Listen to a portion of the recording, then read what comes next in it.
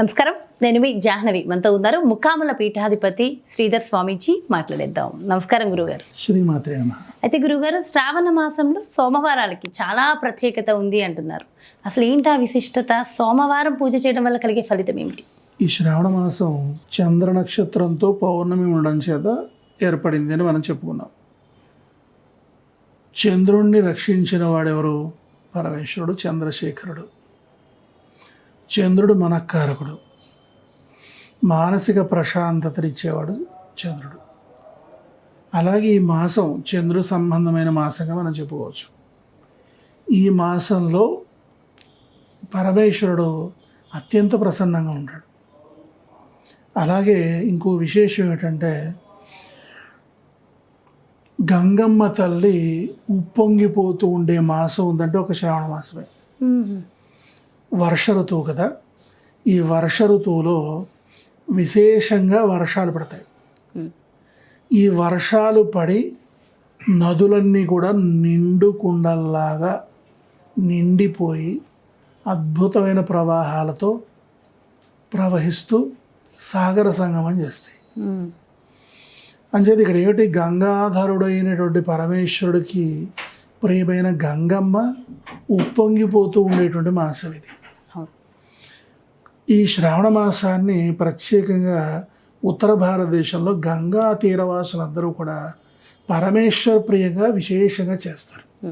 మనకి కార్తీక మాసం ఎంతైతే శ్రేష్టమో పరమేశ్వరుడికి, అక్కడ ఉత్తర భారతదేశంలో శ్రావణ మాసం అంత శ్రేష్టం. ఈ శ్రావణ మాసంలో శివోపాసన చాలా విశేషంగా చేస్తారు. ఈ శ్రావణ మాసంలో శివోపాసన చేయడం వలన మనకి మానసిక ప్రశాంతత, తర్వాత అట్లానే మానసికోల్లాసం, చాలా చాలా ముఖ్యం ఇవి. ప్రశాంతత, ఇవన్నీ రావడమే కాకుండా ఐశ్వర్యాన్ని ప్రసాదించేది ఎవరంటే పరమేశ్వరుడు. లక్ష్మీదేవి గురించి చెప్పుకుంటున్నాం కదా. లక్ష్మీదేవి మన కుటుంబ పోషణకు వలయు ఐశ్వర్యాన్ని మాత్రమే ఇస్తుంది. లక్ష్మీదేవికి, కుబేరుడికి, లోకానికి కూడా ఐశ్వర్యాన్ని ఇచ్చేటువంటి వాడు శంకరుడు. ఈ శ్రావణ మాసంలో ప్రత్యేకంగా శివోపాసన కనుక చేసినట్లయితే ఆ స్వామి యొక్క అనుగ్రహంతో అష్టైశ్వర్యాలు సిద్ధిస్తాయి. లక్ష్మీదేవికి ప్రియమైన ఈ మాసంలో లక్ష్మీదేవి నుండి, అంటే పరమేశ్వరుడు యొక్క రుణం తీర్చుకోవడం కోసం, పరమేశ్వరుడు ప్రియం చేకూర్చడం కోసం లక్ష్మీదేవి తన శరీరం నుండి బిల్వ వృక్షాన్ని ఆవిర్భింపజేసింది. ఆ బిల్వ దళాలతో లక్ష్మీదేవికి ప్రియమైన ఈ మాసంలో శివుణ్ణి ఆరాధన చేయడం ద్వారా బిల్వ దళాలతో ఐశ్వర్యం మరింత విశేషంగా వృద్ధి అయిపోతుంది. అప్పులతో చాలా మంది ఇబ్బంది పడుతున్నారు. అనేది ఈ రకంగా ఉపాసన చేసిన విశేష ఫలితం ఉంటుంది. అలాగే శని దోషం వల్ల ప్రధానంగా కలిగేటువంటి ఇబ్బందులు ఏమిటి? ఆర్థిక సమస్యలు. ఈ శని దోషంతో ఉన్నవాళ్ళు శివోపాసన ప్రత్యేకంగా ఈ యొక్క శ్రావణ సోమవారాలు కనుక చేసినట్లయితే, ఈ మాసం అంతా శివోపాసన కనుక చేసినట్లయితే, శివక్షేత్ర సందర్శనం కనుక చేసినట్లయితే, శని దోషం వలన ఏర్పడినటువంటి దారిద్ర్య దోషాలు తొలగిపోతాయి. ఇందులో దారిద్ర్య దోషాలు కేవలం ఒకే కారణం చేత ఏర్పడవు. అది శని బాగలేకపోవడం వల్ల దారిద్ర్య దోషాలు ఏర్పడవచ్చు, కాలసర్ప దోషం వల్ల దారిద్ర్య దోషాలు ఏర్పడవచ్చు, అలాగే మరి కుజదోషం వల్ల దారిద్ర్య దోషాలు ఏర్పడవచ్చు, అలాగే శుక్రదోషం వల్ల దారిద్ర్య దోషాలు ఏర్పడవచ్చు, శని దోషం వల్ల దారిద్ర్య దోషాలు ఏర్పడవచ్చు, తర్వాత అలాగే గోచారం వల్ల దారిద్ర్య దోషాలు ఏర్పడవచ్చు, తర్వాత జాతకం వల్ల దారిద్ర్య దోషాలు ఏర్పడవచ్చు, దశల వల్ల దారిద్ర్య దోషాలు ఏర్పడవచ్చు, అంతర్దశల వల్ల కావచ్చు, విదశల వల్ల కూడా కావచ్చు, మన నడవడికను బట్టి కూడా కావచ్చు. అంచేత ఈ యొక్క ఏ దారిద్ర్య దోషాన్ని ఏ విధంగా శాంతింపజేస్తారు, అన్ని విధానాలు ఉన్నాయి. ఇప్పుడు తలపోటు అనేది ఒక కారణం చేత తలపోటు రాదుగా. అనేక కారణాలతో అనేక రకాలైన తలపోట్లు వస్తాయి. తలపోట్లన్నిటికీ ఒకటే మందు లేదు. ఉదాహరణ చెప్తున్నాను నేను. అట్లానే దారిద్ర్య దోషాలు పోగొట్టుకోవడం కోసం కేవలం లక్ష్మీ ఉపాసన సరిపోదు. కొన్ని దారిద్ర్య దోషాలు పోగొట్టుకోవాలంటే గణపతిని ఉపాసించాలి, కొన్ని దారిద్ర్య దోషాలు దుర్గాదేవిని ఉపాసించాలి, కొన్ని దారిద్ర్య దోషాలు శివోపాసన, కొన్ని దారిద్ర్య దోషాలు లక్ష్మీ ఉపాసన, కొన్ని దారిద్ర్య దోషాలు మానసాదేవి ఉపాసన, కొన్ని దారిద్ర్య దోషాలు ప్రత్యేకర. దేనివల్ల దారిద్ర్యం ఏర్పడింది అనేది తెలుసుకోవాలి. రుణ దారిద్ర్యం వేరే, అప్పుల వల్ల దారిద్ర్య దోషాలు ఏర్పడితే ఇంకో ఉపాసన. ఇన్ని రకాల ఉపాసనలు ఉన్నాయి.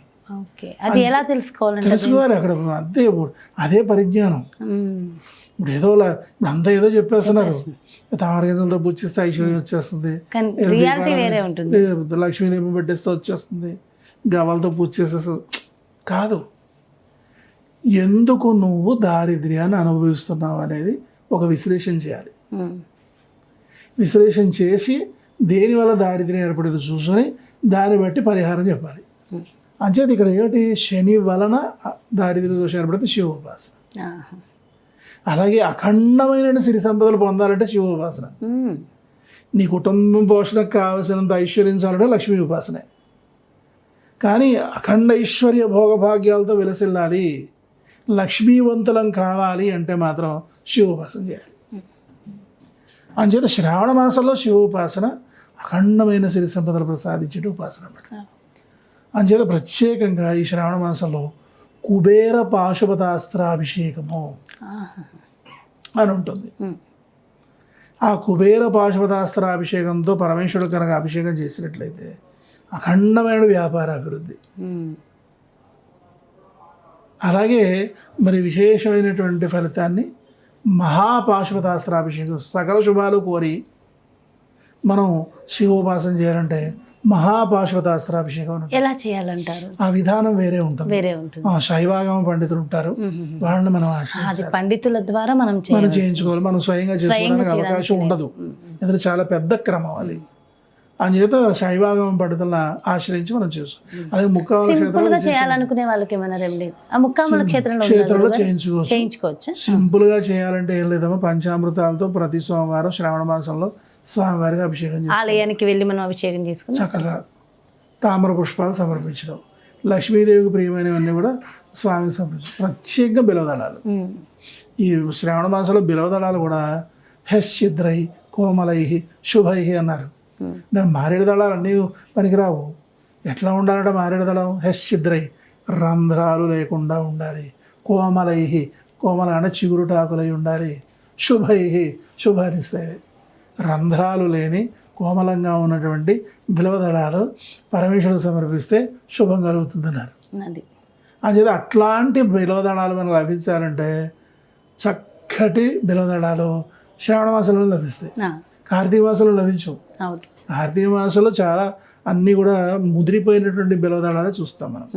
శ్రావణ మాసంలో కోమలమైనటువంటి బిలవదళాలు చూస్తాం. అంచేత చక్కగా అటువంటి బిలవదళాలతో మనం శివోపాసన కనుక మనం చేసినట్లయితే ఐశ్వర్యవంతులం, లక్ష్మీవంతులం కాగలుగుతాము. ఈ సందర్భంగా కూడా ఒక మంత్ర ఉపాసన అంటే తప్పకుండా తల్లి, ప్రణవ పంచాక్షరి మహామంత్రం అఖండ ఫలితాన్ని ఇస్తుంది. అలాగే లక్ష్మీ దక్షిణామూర్తి మంత్రం అని ఉంటుంది, అది గురుముఖత ఉపదేశం తీసుకోవాలి. తర్వాత అలాగే లక్ష్మీ పంచాక్షరి అని ఉంటుంది, అది కూడా గురుముఖత అనే ఉపదేశం తీసుకోవాలి. ప్రణవ పంచాక్షరి అందరికీ తెలుస్తున్నది, ఇది అందరికీ ప్రత్యక్షంగా ఇవ్వచ్చు. ఓం నమ శివాయ, ఓం నమ శివాయ, ఓం నమ శివాయ, ఇదే ప్రణవ పంచాక్షరి. చక్కగా జపం చేసుకోవచ్చు, ఎవరైనా చేసుకోవచ్చు. గురుపదేశంలో పనే లేదు, పరమేశ్వరుడు నేరుగా అందరికి ఇచ్చేసాడు. అక్షరాభ్యాసం నాడు కూడా మనం అంతే ఎంతో ఎంతో మంచి విషయ పరిజ్ఞానం అందరికీ తెలియజేసి చక్కటి పరిహారాలు కూడా అందించారు గురుగారు. Thank you so much. Bhola శంకరుడు ఆ శివుడి అనుగ్రహం మనకి అందరికీ కూడా సిద్ధించడం కోసం, ఆ లక్ష్మీ కటాక్షం మనకి ఉండడం కోసం, అప్పుల బాధలు తొలగడం కోసం, శని బాధలు తొలగడం కోసం అద్భుతమైన పరిహార మార్గాల్ని మనందరికీ అందించారు కదా గురువుగారు. మరో ప్రత్యేకమైన కార్యక్రమంతో మళ్ళీ మీ ముందుకు వచ్చేస్తాను. మరి అలాగే గురువు గారిని కలవాలని చాలామంది అనుకుంటూ ఉంటారు కదా, గురువు గారిని సంప్రదించాలి అంటే ముక్కామల మహాక్షేత్రంలో గురువుగారి దర్శనం ఉంటుంది. సో ఖచ్చితంగా మీరు అందరూ కూడా సంప్రదించవచ్చు. నమస్కారం.